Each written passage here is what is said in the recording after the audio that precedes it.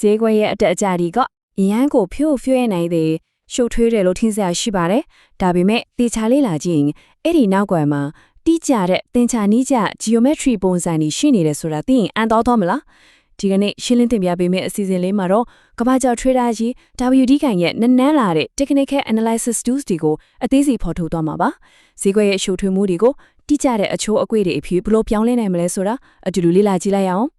ဒီ research လေ့လာမှုလေးအတွက်အရေးကသွားမယ့်လမ်းကြောင်းလေးကိုအရင်ပြောပြချင်ပါတယ်။အစပိုင်းမှာဈေးကွက်က geometry အခြေခံသဘောတရားလေးကိုလေ့လာမယ်။ပြီးရင် dynamic gun box အကြောင်းရင်း fixed gun square အကြောင်းရင်းကိုအသေးစိတ်သွားကြမယ်။အဲ့ဒီနောက်ဒီ tool တစ်ခုရဲ့ကွာခြားချက်တွေကိုရှင်းကြည့်ပြီးနောက်ဆုံးမှာတော့တခြား indicator တွေနဲ့ဘယ်လိုမိုက်ကန်ပေါင်းဆက်အသုံးပြုမလဲဆိုတာတွေကိုဆွေးနွေးသွားကြမှာပါ။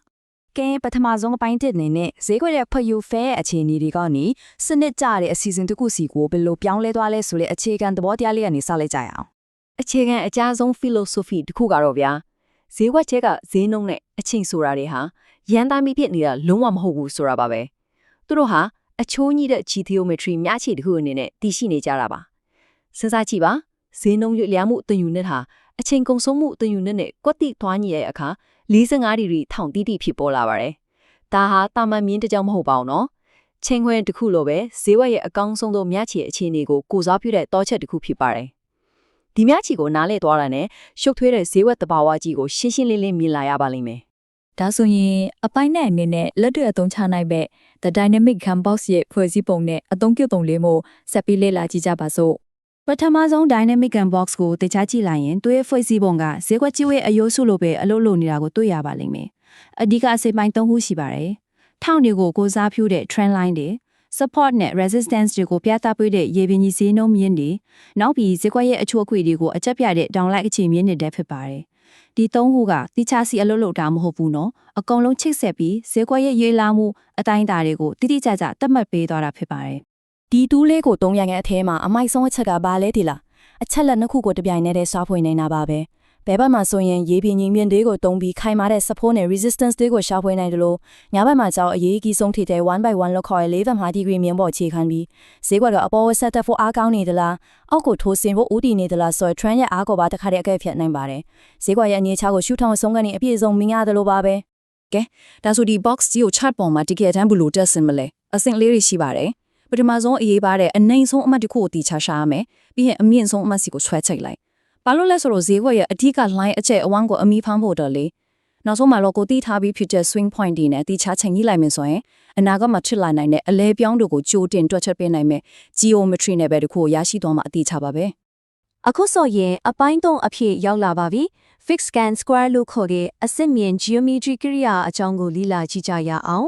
်ဒီ fixed gun square ကကြည့်လိုက်ရင်တော့ခုနက box cloud နဲ့စဉ်းတူတဲ့အောင်ရှိလဲနော်ဒါပေမဲ့သူ့ရဲ့ user ကလုံးဝကိုကွဲပြားသွားပါပြီသူကပြောင်းလဲနေတဲ့အတက်အကျတွေပေါ်အခြေမခံတော့ပဲတိကျတဲ့တန်ချကင်းတွေပေါ်မှာပဲရည်တည်တာပါအခြေခံအကျုံးဆုံးစီမင်းကတော့ဈေးနှုန်း unit တစ်ခုဟာအချင်း unit တစ်ခုနဲ့တိတိကျကျညီမျှအရပါမယ်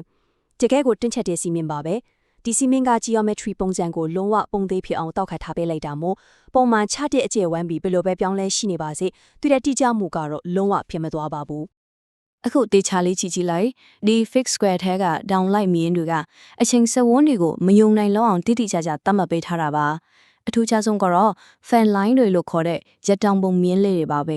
ဒီမြင်းတွေဟာ 1x1 တို့ 1x2 တို့စတဲ့တိကျတဲ့တင်ချာချိုးတွေပေါ်ချိခံပြီးအနာဂတ်မှာဈေးနှုန်းတွေဘယ်လမ်းကြောင်းကနေတွားနိုင်ချင်ရှိလဲဆိုတာကိုရှေ့ကနေကြိုတင်ပုံဖော်ပေးတာပါတကယ်ကိုအနာဂတ်ကိုကြိုမြင်နိုင်တဲ့တင်ချာမှန်ပြောင်းတစ်ခုလိုတောင်တင်စားလို့ရပါတယ်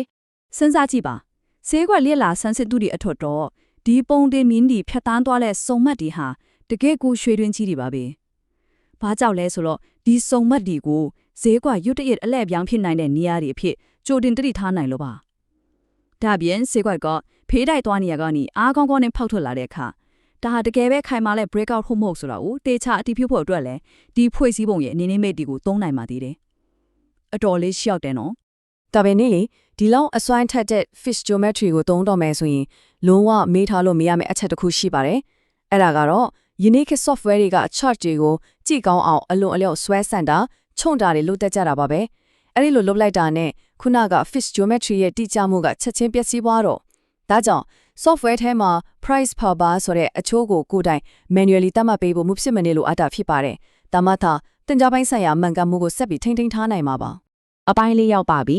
အခုဆိုရင်2နှစ်ခုစလုံးကိုတည်သွားပြီဆိုတော့ဘယ်အချိန်မှပါသုံးမလဲဆိုတာကိုဆုံးဖြတ်နိုင်ဖို့နိုင်ရှင်ချက်လေးတွေကြည့်လိုက်ရအောင် အသွင်တန်ထန်ချင်းစင်တူနဲ့ဒီတူးတွေကိုမှန်မှန်ကန်ကန်ရွေးချယ်နိုင်ဖို့ဒီဇာတ်လေးကအများကြီးအထောက်အကူပြုပါလိမ့်မယ်။ဥပမာကိုကလိုက်လုံးညီထွေဖြူမှုနဲ့ပြောင်းလဲလွယ်တဲ့တဘာဝကိုလိုချင်တဲ့ဆိုရင် Dynamic Can Box ကအကောင်းဆုံးရွေးချယ်မှုပါ။ဒါပေမဲ့တီးခြားတဲ့ပုံဒီအချိုးတွေနဲ့ရှုပ်ထွေးတဲ့ရေရှည်အချင်းစဝန်းတွေကိုဖော်ထုတ်ချင်တဲ့အခါမျိုးမှာတော့ Can Square Fix ကိုပဲသုံးရပါလိမ့်မယ်။ကိုယ့်ရဲ့လူအားချင်းနဲ့ကိုင်ညီတဲ့တူးကိုမှန်မှန်ကန်ကန်ရွေးချယ်နိုင်ဖို့ကအဓိကတော့ချက်ပါပဲ။ နောက်ဆုံးအပိုင်း9အနေနဲ့ဒီ geometry ပုံစံတွေကိုတခြား indicator လေးနဲ့ဘယ်လိုနည်းပြရကြပေါင်းဆက်မလဲဆိုတာကိုကြည့်ကြစို့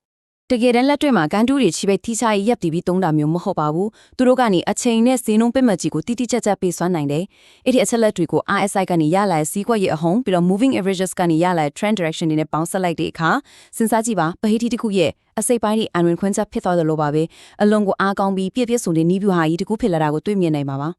ကဲဒီလေးလာမှုကိုအဆုံးသတ်အညီနဲ့အားလုံးကိုမေးခွန်းလေးတစ်ခုခြံထားခဲ့ပါစေလက်ရှိအသုံးပြုနေတဲ့ trading strategy တွေကဈေးနှုန်းနဲ့အချိန်ကြားမှာတကယ်ပဲဟန်ချက်ညီနေရလားဈေးကွက်ကိုနောက်ွက်ကလေးထိန်းချုပ်နေတဲ့မြင့်မြင့်မရတဲ့ geometry စပွန်းဒီကိုရောလက်ရှိနီလန်းတွေကတကယ်ဖန်ဆုံနိုင်ပြီလားဒီမေးခွန်းတွေကိုတွေးချပြန်လဲအကဲဖြတ်ပြီးအခုတင်ပြခဲ့တဲ့အယူဆတွေကိုလက်တွေ့အသုံးဖြချဖို့တိုက်တွန်းရင်းနဲ့ပဲဒီအစီအစဉ်လေးကိုဒီညမှာပဲအဆုံးသတ်လိုက်ပါရစေအားလုံးပဲကျေးဇူးတင်ပါတယ်